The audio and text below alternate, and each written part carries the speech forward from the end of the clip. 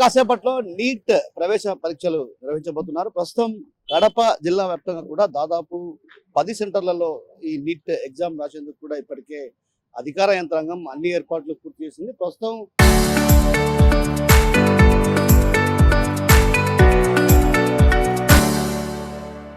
మనం కడప నగరంలో ఉన్నటువంటి ఆర్ట్స్ కాలేజీ సమీపంలో ఉన్న ఇక్కడ ఒక్కొక్కరుగా ఇక్కడికి చేరుకుంటున్న పరిస్థితి. అంటే సుదూర ప్రాంతాల నుంచి ఎక్కువ మంది 10 గంటలు 11 గంటల ప్రాంతానికి చేరుకుంటారు కాబట్టి వారందరినీ కూడా ప్రస్తుతం లోనికి అనుమతిస్తున్నారు. ఎవరైతే క్యాండిడేట్ ఉన్నారో క్యాండిడేట్ తన ఆధార్ కార్డు, అదేవిధంగా వారికి సంబంధించినటువంటి ఏదైతే 2 ఫోటోలు, తర్వాత ఇక్కడ ప్రధానంగా బోర్డు కూడా వేయడం జరిగింది. ఏదైతే తీసుకువెళ్ళకూడనటువంటి వస్తువులు ఏంటంటే ఉన్నాయంటే సెల్లు ఫోను, అదేవిధంగా ఇయర్ ఫోన్స్, టచ్ పెన్, అదేవిధంగా పెన్ డ్రైవ్లు, బ్లూటూత్, క్యాల్కులేటర్, ఇలా ఎలక్ట్రానిక్ గుడ్స్ సంబంధించినటువంటి ఏదైతే ఉన్నాయో వాటన్నిటిని కూడా తీసుకోకూడదు. అదేవిధంగా కంటి అద్దాలు కూడా తీసుకోకూడదు. కెమెరాలు, అదేవిధంగా బుక్ కానీ నోట్బుక్ కానీ ఇవి తీసుకోకూడదు. ప్రస్తుతం మనం ఆర్ట్స్ కాలేజీ వద్ద ఇక్కడ క్షుణ్ణంగా తనిఖీలు చేస్తున్నాయి. ఏదైతే అభ్యర్థులు ఎవరైతే ప్రవేశ పరీక్షకు వస్తున్నటువంటి పిల్లలు ఉన్నారో, నీట్ ఎగ్జామ్ రాసేందుకు వస్తున్నారో వాళ్ళందరి దగ్గర కూడా క్షుణ్ణంగా తనిఖీలు చేస్తున్నారు.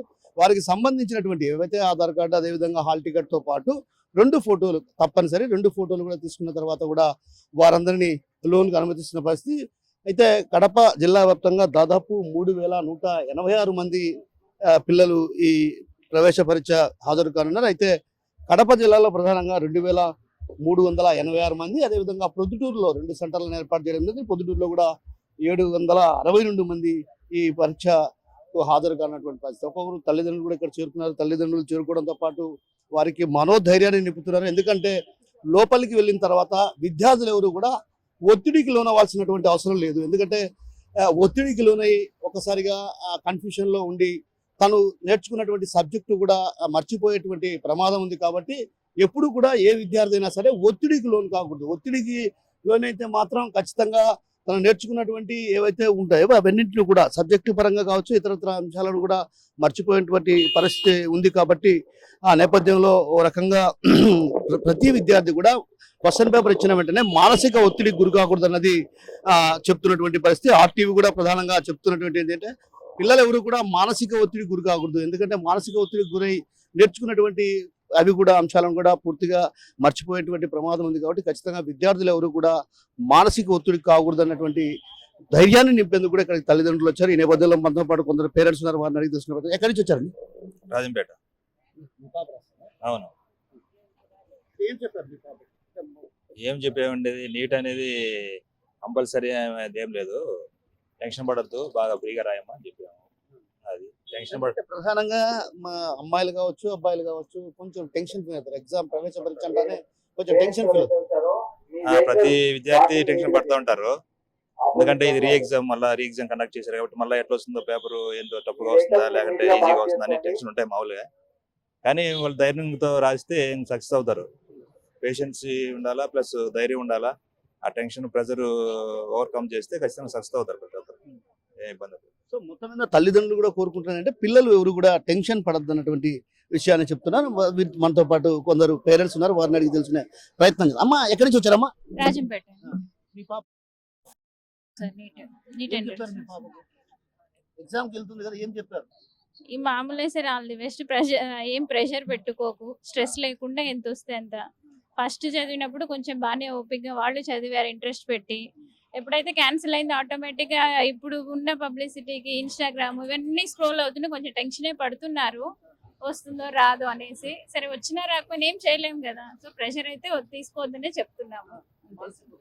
అవును సార్, అంతే సార్. సో మొత్తం మీద ప్రతి తల్లి కూడా ప్రతి తండ్రి కూడా ఏం ఆలోచిస్తున్నారంటే మానసిక ఒత్తిడికి గురి కావద్దు ఎవరు కూడా. ఎందుకంటే మానసిక ఒత్తిడికి మన అదృష్టం ఉంటే ఎంట్రన్స్ లో మనకు మంచి ర్యాంక్ రావచ్చు, మంచి ర్యాంక్ వస్తే మంచిదే, లేకపోయినా కూడా పర్లేదు. ఎందుకంటే మనం మానసిక ఒత్తిడి మనోధైర్యానికి గురి కాకుండా సబ్జెక్టు పరంగా ఏవైతే మనం నేర్చుకున్నాం వాటిని మాత్రమే రాయండి. ఎందుకంటే ఇది మీ జీవితానికి సంబంధించిన అంశం కాబట్టి దీన్ని టెన్షన్ పడి ఆదుర్దాపడి ఎగ్జామ్స్ లో ఎలాంటి నిర్ణయం తీసుకోవద్దన్నటువంటి విషయాన్ని కూడా తల్లిదండ్రులు చెప్తున్న పరిస్థితి. ఇప్పటికే మనోధైర్యాన్ని నింపే ప్రయత్నం చేస్తున్నారు. ఒక్కొక్కరుగా ఇక్కడ చేరుకుంటున్న వారందరినీ కూడా క్షుణ్ణంగా పోలీసులు ఇక్కడ తనిఖీ చేశారు. అదేవిధంగా ఏదైతే కడప జిల్లా వ్యాప్తంగా ఉన్నటువంటి 10 కేంద్రాల్లో కూడా పెద్ద ఎత్తున పోలీసు బలగాలను కూడా మోహరింపజేశారు. ఇది ఇప్పటికే అధికారులు కూడా వాటికి సంబంధించి మనం చూస్తే ఇక్కడ ఆర్ట్స్ కాలేజీ మైదానం ఉంది. ఈ మైదానంలో సుదూర ప్రాంతంలో అంటే లోపల క్యాంపస్లో కూడా ఎవరిని కూడా అనుమతించేటువంటి పరిస్థితి లేదు. ఎందుకంటే